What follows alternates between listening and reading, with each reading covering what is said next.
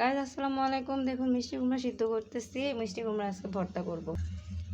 মিষ্টি কুমড়া চাকচাক করে সিদ্ধ দিয়েছি, একটু লবণ দিয়ে পানি দিয়ে এটাকে ভর্তা করব আজকে সরিষা তেল দিয়ে। গাইস দেখুন মিষ্টি কুমড়া সিদ্ধ হয়ে গেছে। গাইস এভাবে পোড়া পোড়া করে আপনারা সিদ্ধ করে নেবেন, তাহলে একটা পোড়া পোড়া ঘ্রাণ আসবে। গাইস দেখুন এই যে পেঁয়াজ, কাঁচামরিচ আর ধনিয়া পাতা সব কেটে নিয়েছি, এগুলো দিয়ে এখন আমি মিষ্টি কুমড়াটা ভর্তা করব। যে মিষ্টি কুমড়া সিদ্ধ করা ছিল এটাকে এখন ভর্তা করব।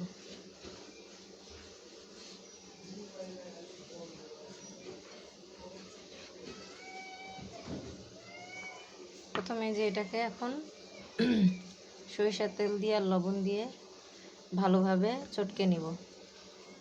সরিষার তেল দিলাম, কাঁচামরিচ, পেঁয়াজ, ধনিয়া পাতা, সরিষার তেল আর লবণ, এটা দিয়ে আমি ভালো করে এটাকে চটকে নিচ্ছি।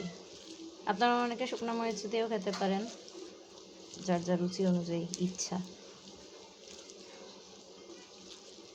আমাদের ঘরে একটু গ্যাস্ট্রিকের সমস্যা, সবার লিভারের সমস্যা বলে আমরা কাঁচামরিচের ঝালটা একটু বেশি খাই আর তেলটা একটু কম খাই।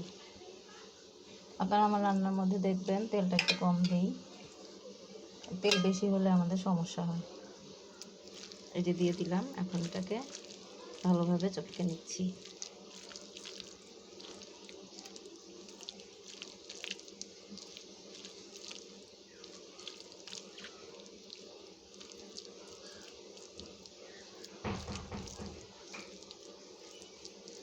খুব সুন্দর সরিষা তেলের একটা ঘ্রাণ বের হয়েছে। গাইজ এই শীতের দিনে সকাল সকাল বা দুপুরবেলা সরিষা তেল দিয়ে যে কোনো ভর্তা খেতে ভালো লাগে, ভাত দিয়ে, গরম ভাত দিয়ে।